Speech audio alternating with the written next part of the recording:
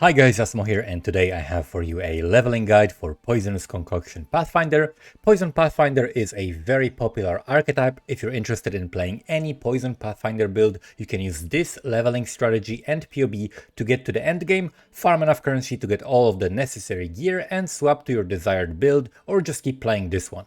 In this guide we're going to go over the preparation, the skill gem progression, then we're going to hop into the POB and explain the passive tree progression, and lastly we'll mention the gearing. To start off, you're going to need a green 3-link and mostly green sockets in the rest of your gear, with one red socket for Warbanner in Act 1 and then two blue sockets for Despair and Skitterbots. As always, you want to look for movement speed boots and use a heavy belt for extra strength, as well as a Lapis amulet to help with the intelligence requirements. To make that easier, you should copy this Regex string, which is going to be in the description, and press Ctrl F and Ctrl V at the vendor to highlight gear with the right socket colors and movement speed boots if they're available. You can also make sure that your loot filter highlights and notifies you whenever the right socket items and useful jewelry drop. You can make your own loot filter at filterblade.xyz, or you can use my Poisonous Concoction leveling filter, which is available as an option for Patreon supporters, link to it in the description. The first skill we're going to be using is Caustic Arrow linked with Momentum, but after level 4 we're going to save the Momentum for later and replace it with Mirage Archer and Volley. Mirage Archer and Volley linked with Caustic Arrow gives you the best combination of uptime,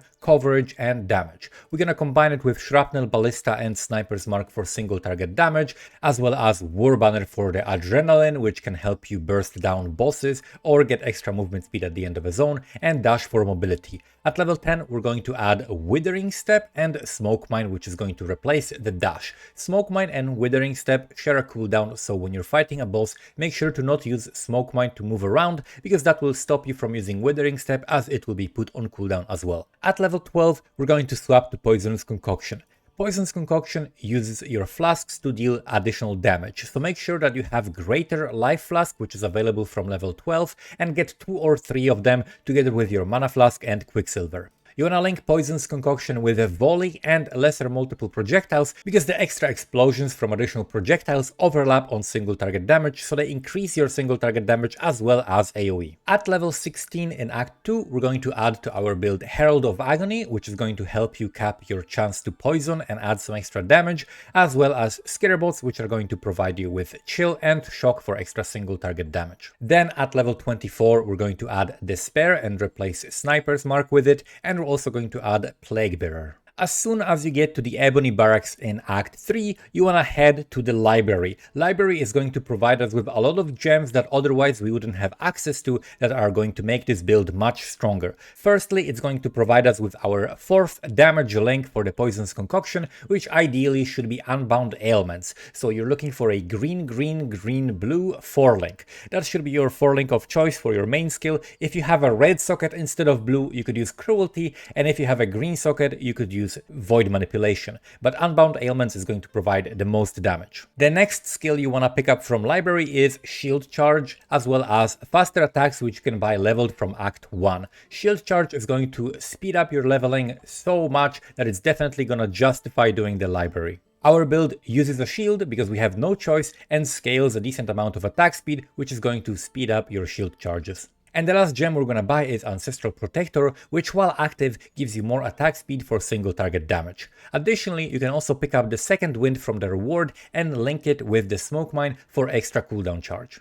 We're going to level with this setup until the end of Act 4, around level 38, where you're going to swap Volley for Greater Volley and lesser multiple projectiles for greater multiple projectiles. You're gonna go from 5 projectiles to 9, and because of that we're going to need more sustain for our life flasks, which is going to be reflected in the passive skill tree. And the final setup with which we're going to be mapping is going to be Poisonous Concoction linked with Greater Volley and Greater Multiple Projectiles, as well as Unbound Ailments. And then the 5th and 6th link respectively will be Void Manipulation and Cruelty or Deadly Ailments.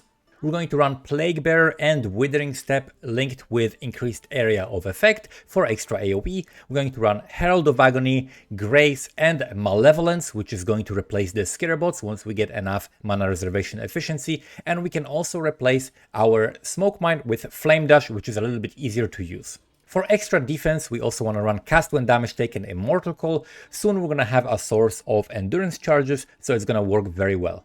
The whole skill gem progression can be found in the POB. If you head to the skills tab and go to this section right here, you can select every single level breakpoint and see exactly what gems you should be aiming to have at this level with the final setup put in here. Now let's go over the passive skill tree progression. You can select from the bottom left the relevant skill tree. You can see everything here goes in order so that you're not confused about where to go first, but let me explain exactly how you want to path and why. So first we're pathing through the attack speed because this is going to be relevant for most of our progression. The projectile damage is better for the caustic arrow, but for caustic arrow we're going to be only using until level 12, so it's better to go through the attack speed.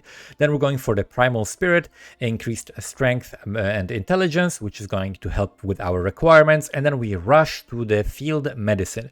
This is important for the Merveil fight because you're gonna struggle on life flask charges otherwise. So we pick up field medicine, and at level 13 the flask mastery for the extra life and mana flask charges. And then we rush to the onslaught. The graceful assault is going to be our source of onslaught until we start using onslaught flask in Act 10, or before that if you buy it from trade. The next progression is going to be under number 2, and it's going to be mana on hit and mana leech. This is going to allow us to drop the mana flask and run 3 life flasks instead, which is going to help you on long boss fights to sustain them. We're also going to cap our chance to poison by picking up these 2 poison wheels, and we need 100% chance to poison, and that's what's going to help us accomplish that. And we pick up the poison masteries for the 300% increased damage and 20% faster poisons. And we also pick up the life for the increased life and 50 to maximum life. Our first lab is going to also be Nature's Adrenaline because again, Flask Sustain becomes very, very difficult ever since the change to Poisonous Concoction, and now it drains the flask charges based on how many projectiles you're shooting. You're going to be struggling with it much more if you don't path this way. So that's why we're picking Nature's Adrenaline first. Now we go to the third progression, and that's going to path upwards because we need the accuracy. This is around the time where you would start going below 100% accuracy. So always make sure that you have 100% accuracy on your character sheet with the Poisonous Concoction. It's very, very important. And then we path up to pick up the Clever Thief. After picking up Clever Thief, you can actually respec these 2 nodes because we're not gonna need them anymore. These 2 are better. We're gonna get some extra life, and we're gonna get Fatal Toxins for extra damage. And the reason we're pathing here is so that we can pick up the Mind Drinker and the Mana Mastery for mana reservation, as well as Charisma at the exact same time, so that the progression is to it like as quick as possible, so that we can pick this up and then pick this up really quickly and then get Grace as soon as possible in our setup. And our second lab is also going to be Master Toxicist. This is usually better than Nature's Reprisal because you're going to have enough single target damage, like more than enough single target damage, as long as you're upgrading your flask. Always like make sure that you're running the highest life flasks that you can possibly run with the biggest amount recover that it says on the flask. The amount recovered to you doesn't matter. What matters is the number it says on the flasks. That's what your Poisonous Concoction takes into account. So that's what you want to make sure that you're doing. Master Toxicist is going to be better for the clear. It's going to give you more XP because you're going to be able to kill some extra stragglers, and you're going to have to attack fewer times, which is going to make your leveling faster. So better clear and some extra damage is better than just extra damage at this point. The third progression is this, and the fourth progression picks up this Mastery here for the Mana Mastery, right, for the Mana Reservation, and Charisma, which is when we add Grace. And our third lab is going to be the Nature's Reprisal for the single target damage. Now we go to the fifth progression, which is going to grab these extra flasks. This is about the time where we're swapping to GMP and Greater Volley, so we're gonna need additional help with the flask charges, and also we're picking up a lot of damage and life in here, plus some extra movement speed. And now we go to the sixth progression, which is picking up some extra life and suppression. So this is where you're going to be starting your maps. You're going to pick up spell suppression here and then spell suppression mastery. So you're going to make sure that your helmet, body armor, gloves, and boots all have evasion rating. And also we can pick up Ghost Dance. Ghost Dance is something that is going to just give you a lot of survivability, but because of it, you want to make sure that you're prioritizing evasion and energy shield armor bases. Now let's go to the last progression, which is the mapping one. We're going to swap these entry level nodes here from the attack speed to just save a lot of points and spend them on things that are much more valuable to us. You can use one extra jewel. I'm going to explain the jewels that you want in the gear section, and then we can path and pick up all of this stuff here at the top. And this is going to allow us to run an extra 50% curse. So we're going to run Malevolence instead of Skitterbots, because that's going to give us way more damage than the Skitterbots shock was providing. And that's basically a setup which is around level 96. This is without any cluster jewels. These are the passes we're gonna pick here. And now let's go over the items. So these items are basically what you want to be aiming to get when you start mapping. Everything here is very cheap. Everything here is very easy to either self-craft with a couple of essences or rogue, or just pick up from trade for a couple of chaos. And everything here basically has like T3 modifiers. Nothing that has resists has even like more than 39 res. There's nothing that has 40 res on it. Very, very easy to get. So let's go one by one. So for a shield, you're going to look for something like Supreme Spiked Shield, so that you can have spell suppression on the implicit. And of course, it's an evasion energy shield base, which is what you're looking for in all of your gear. And then you want to get a suppression roll on this. You want to get some life and some resistances. And then you want to make sure that you have an open affix that you can craft chance to avoid elemental ailments. This is going to be very important because as soon as we get into the maps and pick up this very cheap gear, we're actually going to be fully ailment immune, which is huge. So 25% of the ailment avoidance is going to come from our shield. So we have 3 mods and the crafted modifier. Then for the helmet, we're looking again for a little bit of suppression, life, and res. And then we can craft physical damage from hit, stake, and aspire, which is gonna help our physical max hit. For the chest, you're looking for something like Sadist Garb for the maximum amount of evasion and energy shield, and we're looking for life and resistances. Wherever you can get extra resistances or extra chaos res, it's really good to get. And then you need an empty prefix to craft chance to avoid elemental ailments on the chest as well. For gloves, you're looking for something like murder mitts, any like decent evasion and energy shield base. You need a little bit of accuracy on them, and life and resistances. You can also get suppression on that if you don't get it on the chest or on the helmet. These things are interchangeable, and then you can craft attack speed. If you have attack speed on it, you can craft accuracy. If you have both, you can craft res. If you have all of that, you can craft life. You have a lot of options here. And then for the boots, we're looking for something with a lot of movement speed, life, and res. And then also we can craft chance to avoid elemental ailments. You can also roll the chance to avoid elemental ailments with an essence, but before you get enough essences or enough currency, you can do that, and then just use the cheapest Ether of Worlds currencies, the Ichors, in order to get chance to avoid elemental ailments to cap it, and at this point you're going to be at 100%. For Amulet, you're looking for something like damage over time multiplier, life and res, and open prefix to craft the minus mana cost. A similar thing with the ring. You're looking for life and res and an accuracy roll on it. And again, on the prefix, we want to craft minus to the total mana cost. Before you get these minus to mana cost crafts, you can solve your mana in the following ways. You can not use Ghost Dance and instead use 3 skill points in order to pass to the Eldritch Battery and use your energy shield for mana. That's one way you can solve this. Another way you can solve this is to use Life Mastery, which is going to make it so that skills cost life instead of 30% of mana cost. You're going to be able to sustain your life without any issues with this, so you can do that if you are struggling on mana. So those are some of the things you can do for that. Then you want to get a 1C unique, which is Mark of Submission. This is going to allow you to automatically curse enemies without having to cast it yourself. This is just some quality of life. This build has a lot of different buttons that you want to be pressing. If you look at the skills here, we have our main skill, which we have to aim. We have Withering Step, we have Plague Bearer, we have Flame Dash, we have Ancestral Protector, we have Shield Charge. We don't want to have another skill that we have to press. So this is just like a quality of life solution for this. And for a belt, you're looking for a Stygian Vice, because this will allow you to get a Searching Eye Jewel, which is a great, easy way to get extra accuracy. So for the Stygian Vice, you want something like Life and Res, and then you can, for example, craft Life and Res or Res with Chaos Res, or something like Chaos Resistance against damage over time, things like that. It's very, very, very simple. And then for Abyss Jewels, we're looking for resistances. If you need to fix some resistances, that's an easy way to do it. We're looking for accuracy rating, and then we're also looking for things like damage over time while holding a shield, or enemies withered by you have -2 to all resistances, or maximum life, things like that. Also, you can get like maximum evasion or whatever other like smaller mods that are not necessarily important, but the accuracy, ability to fix your res, and some extra damage or life is what you're looking for on them. And then flasks are super important. Flasks are very, very important because we're playing Pathfinder, so they're going to be a huge source of power for our character. First of all, you're looking for saturated divine life flask.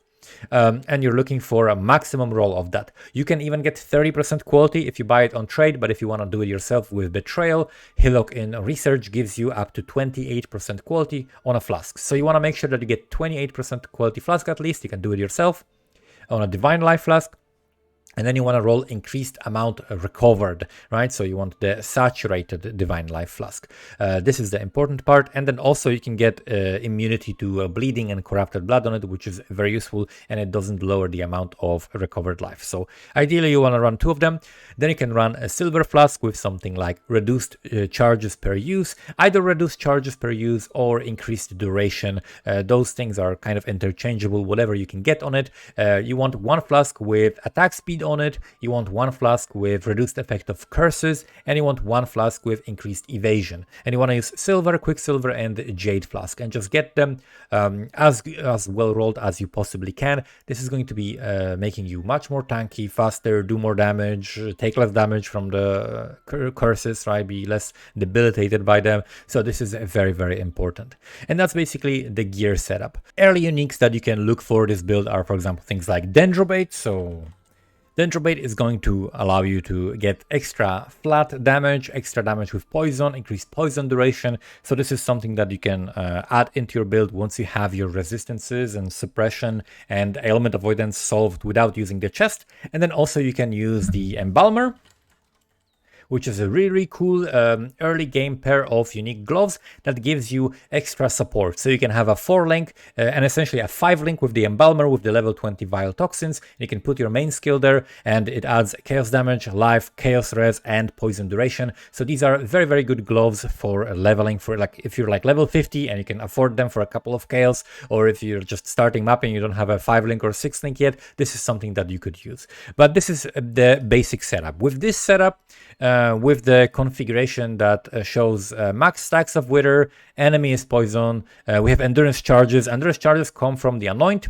There's a very, very good mapping Anoint that you can get, which is Aggressive Bastion. This only costs Verdant, Violet, and Black, so not even opalescent, nothing expensive. And we have plus 5% chance to block. We have 30% increased damage with ailment while holding a shield, which we do, and then 10% chance to gain endurance charge on kill, which is going to give you endurance charges while mapping, which is going to also feed into your Immortal Call cast when damage taken. But yeah, this character has like 3.5 million DPS.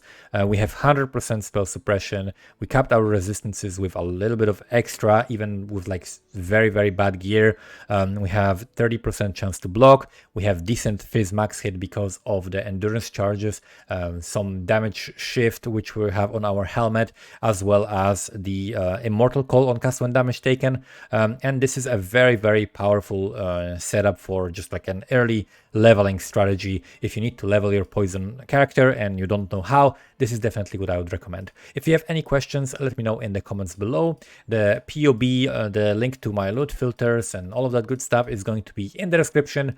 Thank you so much for watching and see you next time.